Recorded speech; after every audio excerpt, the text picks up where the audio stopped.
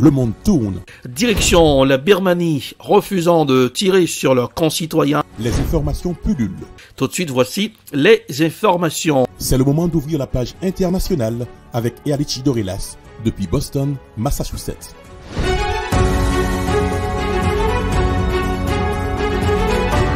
Mesdames, Messieurs, bonsoir, joyeux mercredi, bienvenue dans la page internationale au grand journal du 14h, en direct depuis la newsroom dans la capitale des grandes universités du monde, Boston, Massachusetts. Erlich Dorelas pour la présentation. Bonsoir Jonel, bonsoir aux bands, bonsoir aux auditeurs de la radio évangélique Hosanna, 102.3 FM à Jacmel.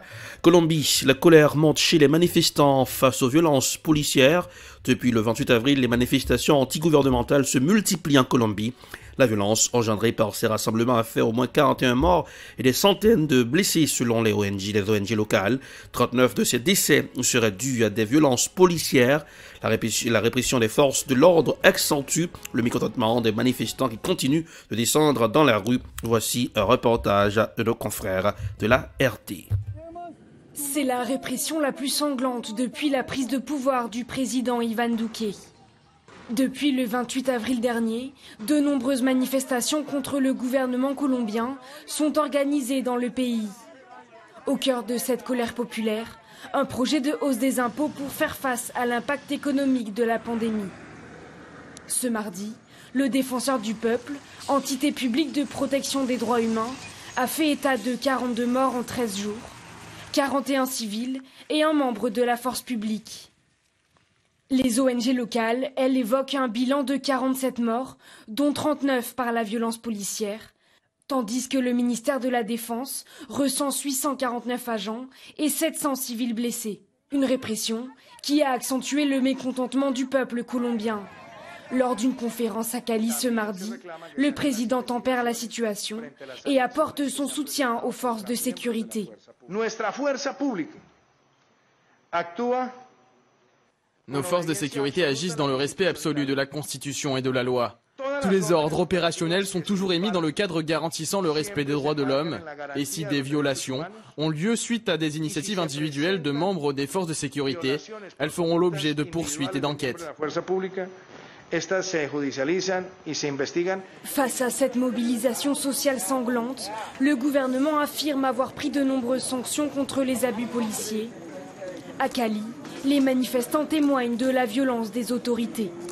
Ils ont commencé à organiser des marches pacifiques, des réunions, des chants, des pétitions. Au fil des heures, ils ont commencé à avancer et les choses ont changé. La police colombienne anti-émeute a commencé à venir, à mettre plus de pression, à lancer des gaz lacrymogènes.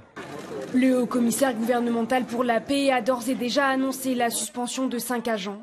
Mais les sanctions ont été jugées trop légères selon le comité régional de grève qui a rencontré le président à Cali ce mardi. Une rencontre qui n'a mené à aucun accord. Le comité appelle donc à une nouvelle journée de grève et de manifestation ce mercredi. Si la réforme fiscale a été retirée le 2 mai, la mobilisation perdure contre la répression policière. Dans un pays où la pauvreté frôle désormais les 43% et où les inégalités se creusent de plus en plus. À Gaza, les enfants en première ligne du conflit, au moins 12 enfants palestiniens ont été tués par les bombardements israéliens. Une mère de la famille israélienne a été tuée par une roquette du Hamas près de Tel Aviv. Voici un reportage signé Euronews. Les enfants sont les premières victimes de l'escalade des violences au Proche-Orient. Dans cet hôpital de Gaza, certains sont soignés pour des blessures causées par les bombardements israéliens. D'autres ont été tués. Tous sont frappés de plein fouet par la violence, comme le souligne ce représentant de l'ONG Save the Children, présente dans la bande de Gaza. Malheureusement, les enfants sont les plus durement touchés. Jusqu'à présent, nous savons que plus de 30 personnes sont mortes, dont environ 12 enfants palestiniens. Je n'ai jamais vu mes propres enfants aussi effrayés de toute ma vie. Je vois leur comportement changer, ils ont toujours peur. Dès qu'ils entendent des explosions, ils pleurent et courent vers moi. Côté israélien, aucun enfant n'a été tué, mais la population civile vit également dans la peur constante des tirs de roquettes du Hamas. De nombreuses habitations ont été endommagées et au moins une mère de famille a été tuée en périphérie de Tel Aviv. Au Soudan, commémoration à Khartoum, des centaines de personnes se sont rassemblées mardi à Khartoum pour réclamer justice pour les manifestants tués lors de manifestations antigouvernementales qui ont conduit au départ du président Omar el-Béchir il y a 2 ans. La manifestation a eu lieu devant le quartier général de l'armée. Voici un reportage signé Africa News. Munis de banderoles et de photos de personnes tuées lors de la répression du sit-in de 2019, ils étaient des centaines à s'être réunis ce mardi soir devant le siège de l'armée soudanaise à Khartoum. Un peu plus tard dans la soirée, 2 hommes ont été tués après que les forces de sécurité ont tiré à balles réelles et ont fait usage de gaz lacrymogène sur les manifestants.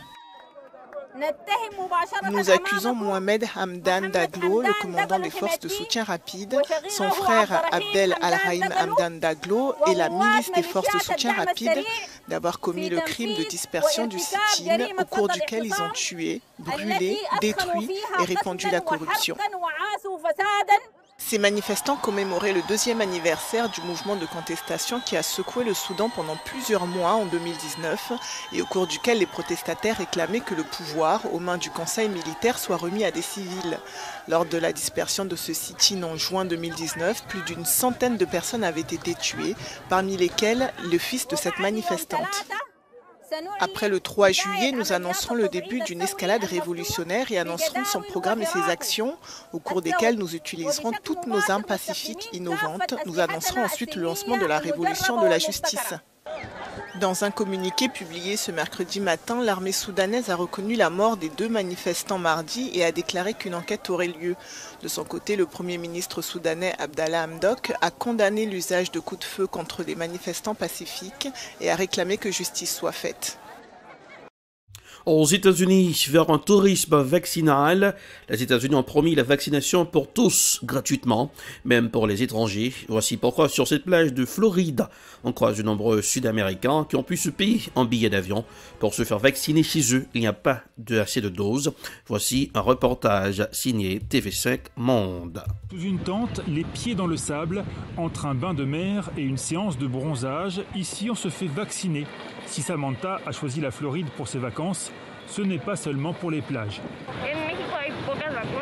Au Mexique, il y a peu de vaccins et ils ne sont administrés qu'aux personnes âgées. En tant que jeune, c'est peu probable que cela m'arrive. Donc c'était plus facile de venir ici. Mexicains, équatoriens, mais aussi argentins, depuis que les États-Unis ont ouvert la vaccination à tout le monde, même les étrangers sans certificat de résidence, des milliers de visiteurs latino-américains viennent chaque jour se faire injecter gratuitement le sérum anti-Covid qu'ils n'ont pas trouvé chez eux. Tout le monde semble vouloir le Johnson & Johnson parce qu'ils n'auront pas à revenir pour une 2e injection. Rien qu'au Mexique, 120 000 voyages auraient été vendus, des formules tout compris, vol, hôtel et transfert vers le centre de vaccination pour moins de $1000. Il se peut qu'il s'en soit vendu encore plus. Vous savez, les gens achètent aussi directement sur Internet, surtout ceux qui ont de la famille aux États-Unis, qui ont l'habitude de faire des allers-retours. À l'aéroport de Mexico, les vols pour le Texas, New York ou la Floride sont donc complets à nouveau. Mais même bradé, ce tourisme vaccinal n'est pas donné à tout le monde. Seuls les plus riches peuvent se payer le voyage, les autres attendent et face à l'impuissance des autorités, la colère monte. Le dispositif COVAX avait promis 22 millions de vaccins aux pays latino-américains pour le mois de mai. Seul un quart devrait arriver, une goutte d'eau. La pandémie de Covid-19 aurait pu être évitée selon des experts indépendants. Un rapport réalisé par des experts indépendants mandatés par l'Organisation mondiale de la santé et publié mercredi affirme que la pandémie de Covid-19 aurait pu être évitée en cause d'une myriade d'échecs, de lacunes et de retards. Voici un reportage signé France 24. Plus de 3 300 000 morts à ce jour, des économies à genoux et des inégalités qui s'aggravent. La pandémie de Covid-19 a bouleversé le monde dans lequel nous vivons et pourtant, cette crise sanitaire mondiale aurait pu être évitée dans les premiers mois. C'est la conclusion choc d'un panel d'experts indépendants mandaté par l'OMS. Il est clair qu'il y a eu en Chine et qu'il y a eu à l'OMS dans les premières semaines des retards et des hésitations. Certains de ces retards sont d'ailleurs dus à la lourdeur des procédures bureaucratiques de ce qu'on appelle le règlement sanitaire international. Ces 8 derniers mois, ces experts les ont passés à étudier les mesures prises pour faire face à la pandémie et leur constat est sans appel. L'OMS a mis trop de temps à déclarer l'urgence de santé mondiale et à recommander le port du masque. Les États, eux aussi, sont critiqués. Absence de stratégie pour certains, levée trop précoce des restrictions pour d'autres, coopération internationale défaillante, voire inexistante. Le rapport parle d'une myriade d'échecs, de lacunes et de retards. Un cocktail toxique qui a permis à la pandémie de se transformer en une crise humaine catastrophique, le Tchernobyl du XXIe siècle selon le panel qui l'assure. Il faut d'urgence une nouvelle architecture du système international. Nous proposons une réforme de ce système d'alerte. Nous recommandons d'abord qu'il y ait à l'avenir une structure politique, une sorte de conseil de sécurité permanent sur les grandes urgences sanitaires. Un nouveau système mondial de surveillance fondé sur une transparence totale qui permettrait à l'OMS de publier immédiatement des informations sur les épidémies sans l'approbation des pays, ce qui n'est pas le cas aujourd'hui. C'est la fin de la page internationale au grand journal du 14h pour ce mercredi 12 mai 2021. Présentation Erlich Dorelas depuis la newsroom à la capitale des grandes universités du monde, Boston, Massachusetts. Production EdProd, réalisation Télébeltop pour le compte de la radio évangélique Hosanna 102.3 FM. À Jacques Mahel, la couleur du temps pour ce aujourd'hui, Boston, 64 degrés Fahrenheit, 18 degrés Celsius. Jacques Mahel, 87 degrés Fahrenheit, 31 degrés Celsius. Bonsoir Joannel, bonsoir Rubans, bonsoir aux auditeurs de la radio évangélique Hosanna. Jacques Mahel, 102.3 FM, on se donne rendez-vous à demain. Bonsoir, à demain. C'était la page internationale avec Erlich Dorelas.